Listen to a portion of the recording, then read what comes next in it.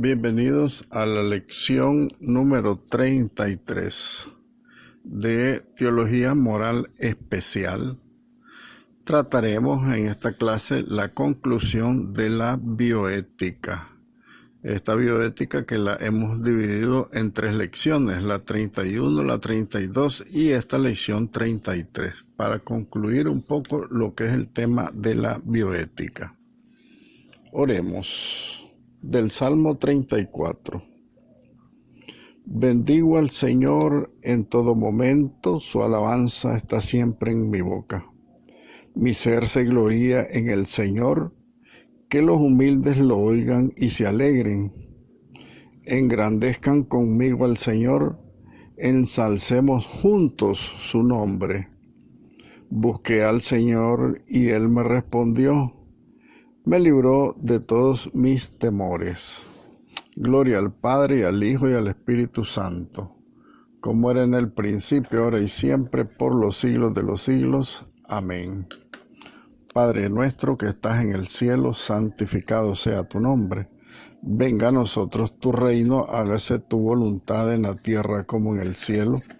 Danos hoy nuestro pan de cada día, perdona nuestras ofensas, como también nosotros perdonamos a los que nos ofenden. Y no nos deje caer en tentación, y librámonos de todo mal. Amén.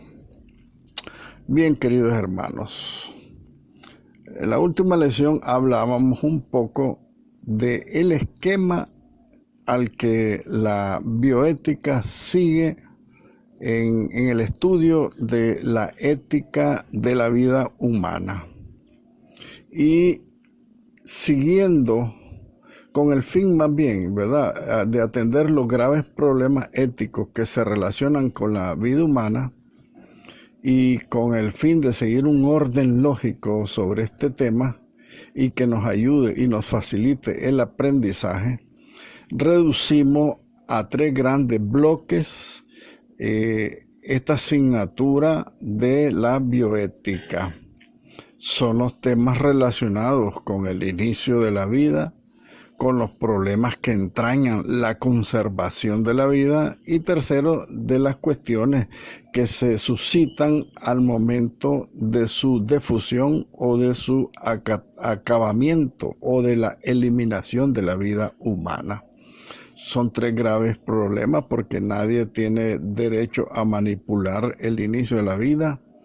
Nadie tiene derecho de decidir si conserva o no conserva la vida humana. Y por último, nadie tiene derecho de acabar con la vida humana. Y cada uno de estos 3 temas se componen de un capítulo entero en el estudio de la bioética, pero sin embargo nosotros estamos haciendo una síntesis porque a manera de introducción, para motivarlos a todos ustedes a que investiguen y estudien a profundidad el gran valor que tiene la vida humana.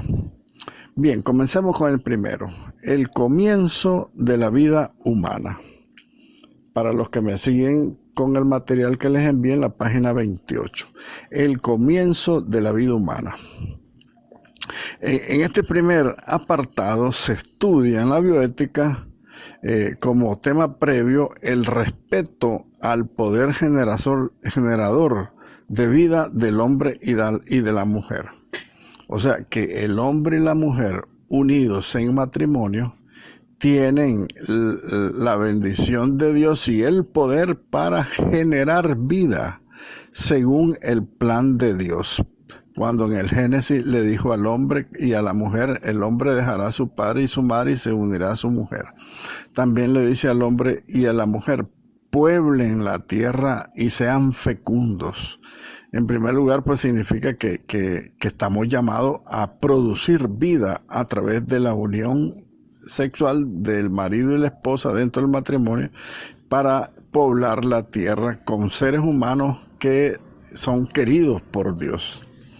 Y a este poder que Dios le ha dado al hombre y la mujer de generar vida, se opone la esterilización del hombre y de la mujer, porque los dos ahora son víctimas de la esterilización, o sea, para evitar tener hijos para generar vida. El hombre, la mujer, el ser humano, todos los hombres del mundo entero no solo deben respetar la vida, sino que no pueden disponer a capricho de su facultad procreadora. Todos tenemos derecho y obligación de no perder nuestra facultad para procrear, porque hay mucha esterilización, muchas mujeres se quitan los ovarios, se sacan las matrices, muchos hombres se hacen vasectomía para perder esa facultad que Dios le dio al hombre, y eso es negar la voluntad de Dios y atentar pues contra su plan de procreación de la humanidad.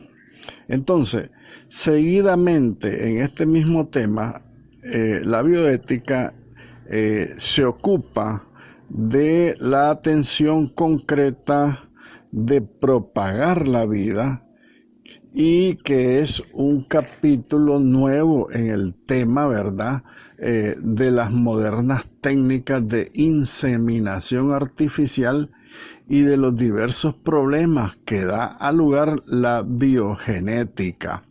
Esto significa también que nosotros tenemos que atender la instrucción que da la moral cristiana en base a este tema, la biogénesis, que es la vida que nace. Génesis es el inicio, bio es vida, ¿verdad? El inicio de la vida, que cuando se manipula este inicio de la vida, se producen en los laboratorios muchos embriones, o sea, ya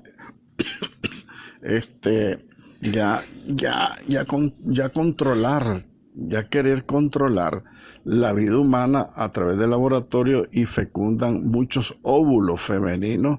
Entonces se hace una masiva procreación en la biogénesis de embriones, y los congelan porque no saben qué hacer con muchos, porque son muchos los que se engendran, se producen en el laboratorio.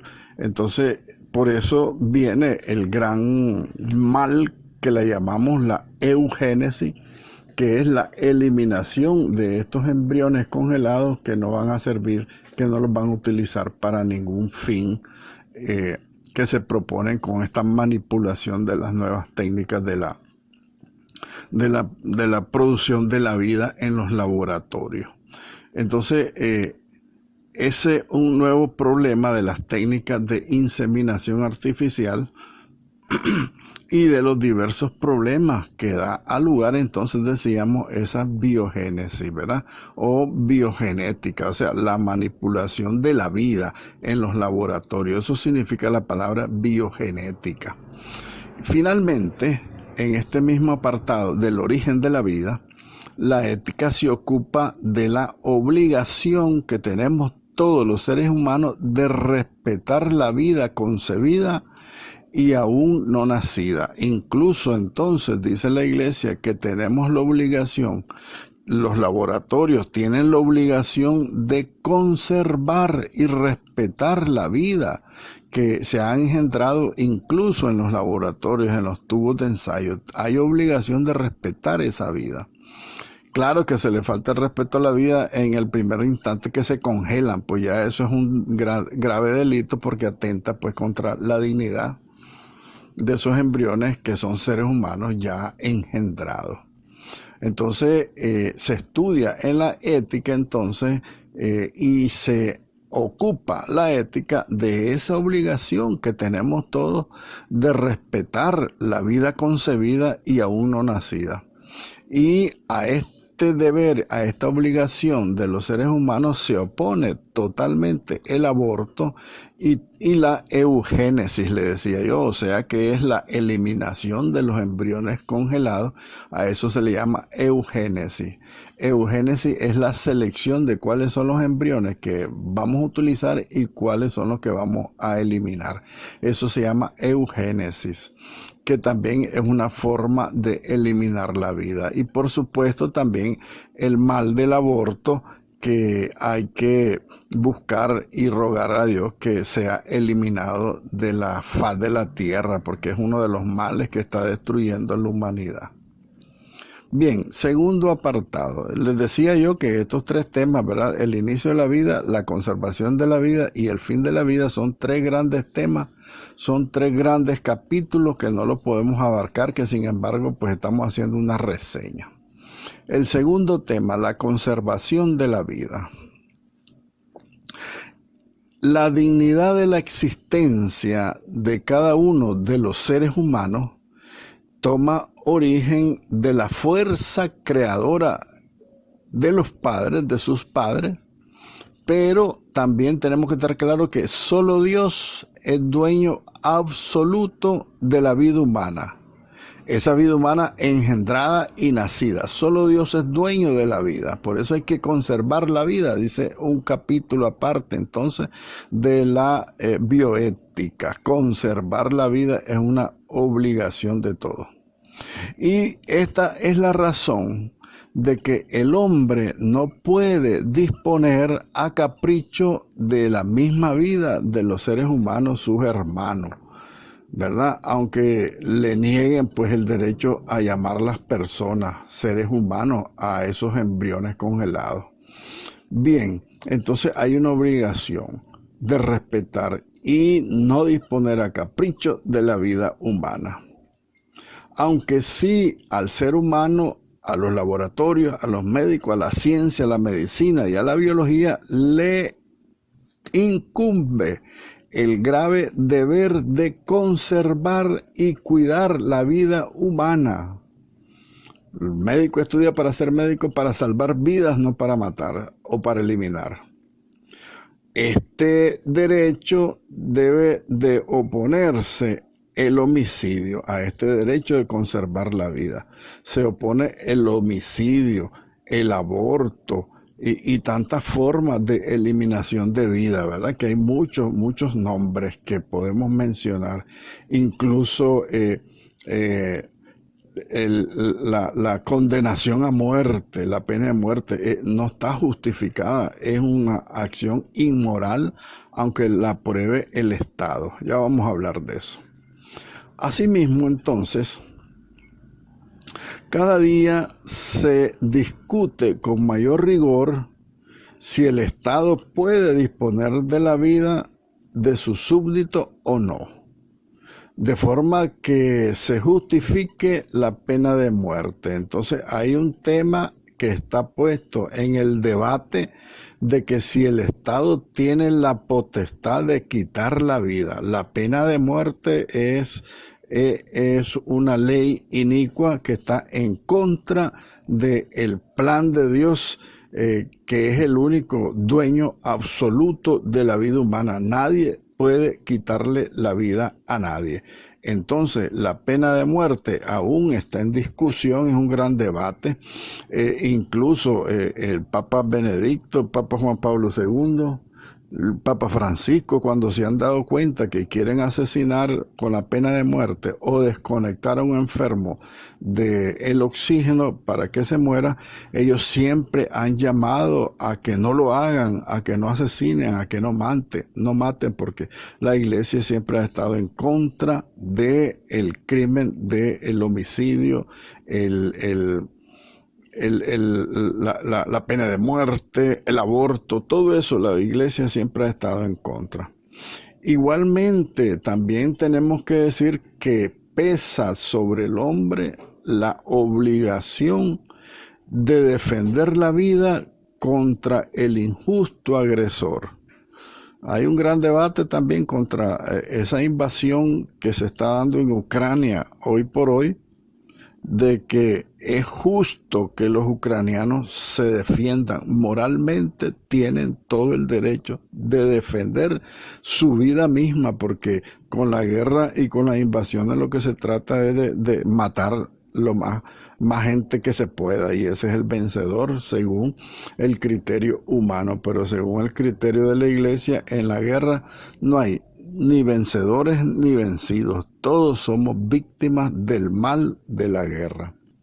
Y a todas estas agresiones, a todas estas maldades que se imponen el derecho de defensa, todo esto se tiene que oponer: la tortura, el terrorismo, y también hay que tomar en cuenta y eliminar o despreciar el uso arbitrario de la vida de una persona por otra persona, por una parte ajena. Nadie puede disponer de la vida de nadie. Nos hemos dado cuenta con la historia de que cuando se han impuesto los gobiernos comunistas, lo primero que hacen es eliminar a todos sus enemigos, asesinándolos. Entonces dice la Iglesia que tenemos obligación todos de cuidar la vida, que nadie puede agredir a otra persona. Y esto está contemplado en el 5º mandamiento, según lo reflexiona el Catecismo de la Iglesia Católica. Cada hombre tiene entonces la obligación de cuidar la vida de las personas y la vida propia también. Nadie puede quitarse la vida. Por lo que le están prohibidas a todas las personas, a todos los seres humanos, cuando tienen que proteger su propia vida, tienen prohibidas algunas acciones que pongan en peligro su propia vida, como por ejemplo, atentan contra su vida por el alcoholismo, la drogadicción, la huelga de hambre. Imagínense ustedes que incluso pues la huelga de hambre, que atenta contra la misma vida de la persona, es un acto contrario a la moral cristiana. Pero con el fin de conservar la vida, también hay una obligación de ejecutar otras acciones que se consideren lícitas para cuidar la vida y conservar la vida, como por ejemplo los trasplantes de órganos dentro del criterio moral, porque ya reflexionábamos en clases anteriores que ya se dio en el mundo, no me acuerdo en qué país lo anunció, que ya implantaron un hígado de cerdo a una persona humana. Entonces, ¿hasta qué punto la Iglesia tiene que emitir un juicio sobre ese tema? El implante de órganos de persona a persona sí es aceptable por la moral cristiana, siempre y cuando se dé con los criterios pues moralmente aceptables, que la persona que donó el órgano realmente se compruebe por la ciencia que ya haya muerto, porque no se vale matar al que está moribundo para que el que está vivo siga viviendo, porque no se puede quitar la vida para dárselo a otro, sino que el donante de órgano está y emite una resolución clara de que él dona su órgano una vez que haya fallecido, ¿verdad? Entonces, es importante ejercer muchas acciones que se consideran lícitas para conservar la vida. Y sobre todo, se le niega al hombre la facultad de disponer también a capricho de su propia vida por el suicidio. El suicidio es un acto moralmente ilícito, es un acto inmoral. Dicen algunos moralistas que es el acto de gran valor quitarse la vida, pero también es un acto totalmente contrario pues a la bioética, o sea, a la moralidad de la vida y de los medios de conservarla, por lo que tenemos todos esa obligación, conservar la vida. Este es el segundo punto.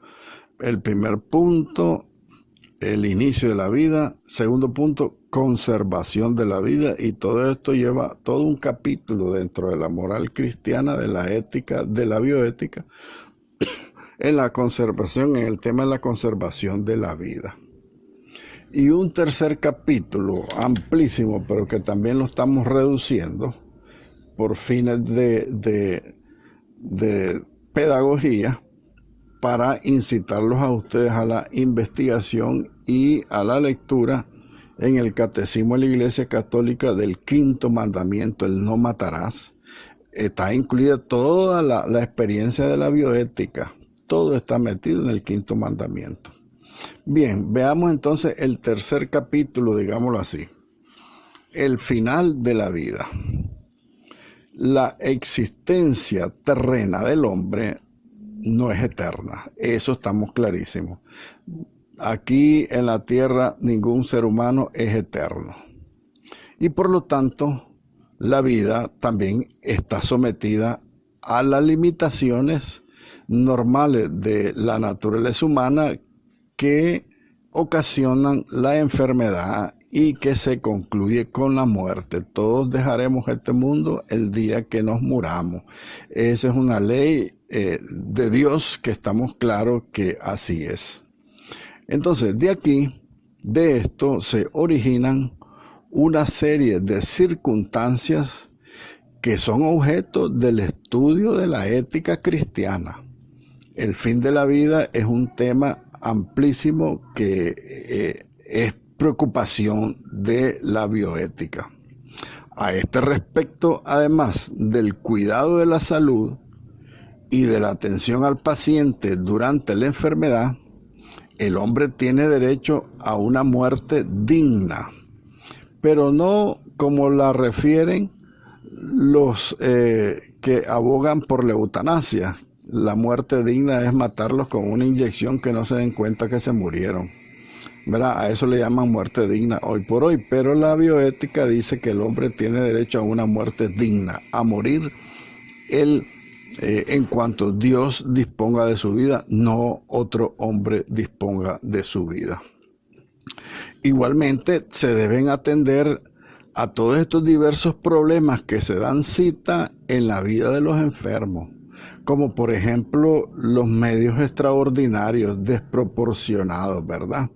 Con el fin de alcanzar la curación o la dilatación última de morir. O sea que hay gente que ya está en situación de tanta destrucción, no quiero decir la palabra destrucción, sino que la incapacidad física que tiene el cuerpo de los ancianos, por ejemplo, que ya no pueden seguir subsistiendo por su mismo envejecimiento. Entonces hay que tener en cuenta que esos medios extraordinarios para tenerlos vivos pueden ser también ocasionalmente inmorales, porque se atenta pues contra la misma disposición divina de que la persona humana pues ya terminó, porque su cuerpo ya se agotó, pero sin embargo hay medios extraordinarios para mantener la vida de la persona, pero se atenta pues también contra esa libertad de morir con dignidad, porque más bien hacen sufrir a las personas cuando se utilizan medios extraordinarios para sostenerle la vida, ¿verdad? Mantenerle inyecciones. No digo el oxígeno, porque el oxígeno es un paliativo que ayuda a la respiración y a la oxigenación del cerebro, pero que cuando todo esto, el organismo ya no resiste muchas de estas verdades, pues yo creo que dice la Iglesia que tenemos que pensar pues en la dignidad de la persona, no hacerlo sufrir más. Esto no quiere decir que lo tenemos que desconectar, porque me refiero al oxígeno. Otros aparatos que le sostienen la vida son, por ejemplo, las maquinarias que te hacen funcionar el corazón, o si tu corazón ya no te funciona, te ponen un corazón de una máquina, y tal vez el corazón de la persona ya murió. O también algún otro órgano, por ejemplo, para los riñones, hay otra máquina que hace la función de los riñones y que ya el riñón ya no sirve. Entonces es toda una reflexión de todos los temas y todos los medios que se utilizan para sostener la vida del enfermo, y que si estos medios extraordinarios son desproporcionados, la Iglesia dice que no debe darse, porque más bien ocasionan sufrimiento a la persona que es la que está convaleciente o enferma. También con el fin de alcanzar la curación o la decisión última de morir, es decir, la cuestión de la eutanasia también no es moralmente aceptada por la moral cristiana. Entonces, esta y otras cuestiones se mencionan en las enseñanzas del Concilio Vaticano II, porque fueron la base cuando aún la bioética o la ética de la vida todavía no se consideraba un capítulo aparte de la teología moral cristiana. Entonces eso colaboró el Concilio Vaticano II con sus enseñanzas a ir fortaleciendo pues esta teología moral. Por ejemplo, la Constitución dogmática del Vaticano II, Gaudium et Spes, habla de la urgencia de la defensa y del respeto de la persona humana, y para esto ese Concilio Vaticano II propone el cuidado de la vida propia y de la vida de los demás y de los medios para vivirla dignamente.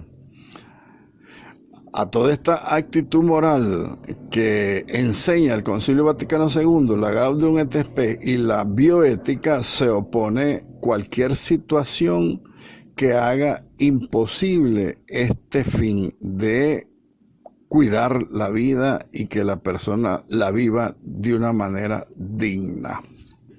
Bien, cuando se atenta contra la vida, por ejemplo, los homicidios de cualquier clase, los genocidios, al presidente nuestro lo acusaron de genocidio con la matanza que se armó en el 2018, con el aborto también, cuando se atenta contra la vida, con el aborto, con la eutanasia, con el mismo suicidio deliberado, o el suicidio asistido, que es la misma eutanasia, cuando se viola la integridad de la persona humana, como por ejemplo las mutilaciones, las torturas físicas o morales, los conatos sistemáticos para dominar la mente ajena, cuanto ofende a la dignidad humana, como son por ejemplo las condiciones infrahumanas de vida, cuando la pobreza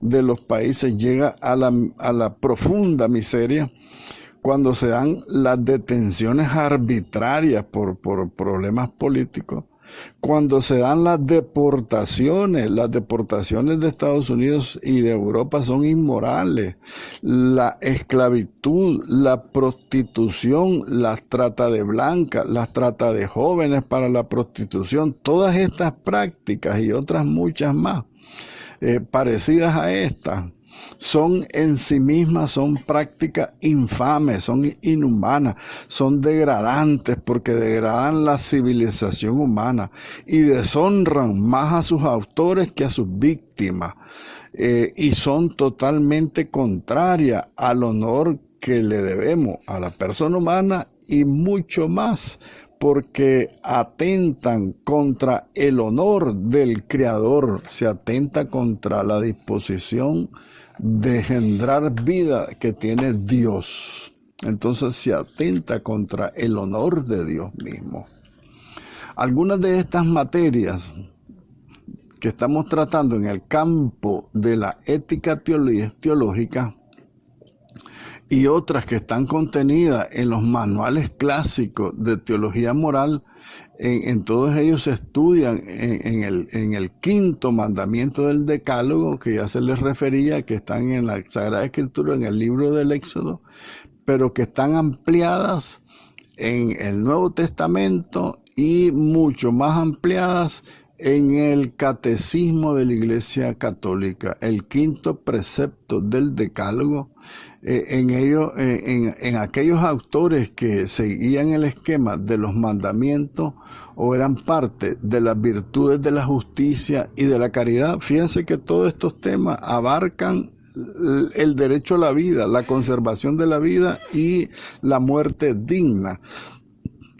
Cuando nosotros estudiamos la virtud de la justicia, la virtud de la caridad, cuando se estudian los tratados que hablan sobre todas las virtudes teologales y las virtudes cardinales. Y en la nueva ordenación de la ética teológica que nosotros estamos asumiendo con estos nuevos temas de la bioética, todos estos temas se encuadran y se encuentran en la moral de la persona, que es un apartado de la moral cristiana, la moral de la persona. ¿Por qué? Porque constituyen un capítulo decisivo de la vida personal de cada individuo que venga a este mundo. Todos venimos con un derecho que nadie nos puede violar, el derecho a la vida. Nosotros tenemos la vida como un don, como una vocación. Todo ser humano ha sido llamado a la existencia por Dios y nadie tiene derecho a quitar ese derecho a la vida de nadie. Y una última consideración es que la bioética no es solo una rama de la ética teológica, sino que es una parcela del saber racional sobre la vida humana, o sea, la filosofía. O sea, también de la moral humana.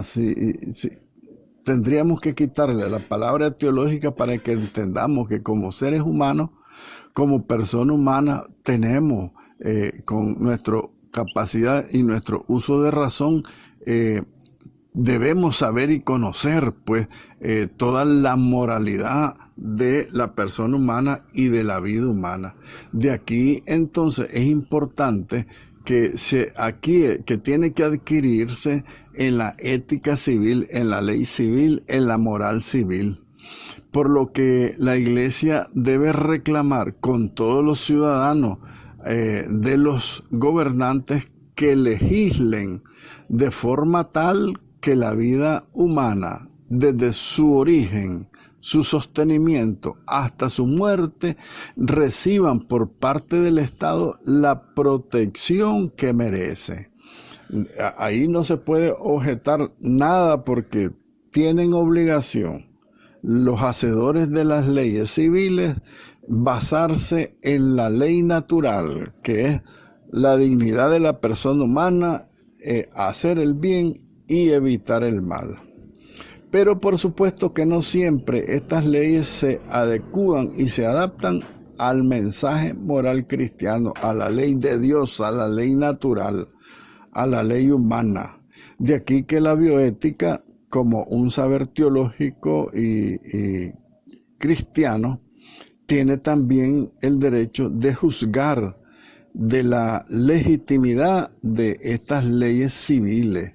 Y en caso contrario, cuando la moral cristiana, la fe cristiana, lo considere, tiene el derecho y toda la autoridad cuando se legisla leyes inicuas, la Iglesia, la moral cristiana, la bioética, exigen que se demande la objeción de conciencia de todos los ciudadanos cuando una ley es inicua y atenta contra la misma vida humana, contra el derecho a la vida, contra el apoyo que se le debe dar a la conservación de la vida.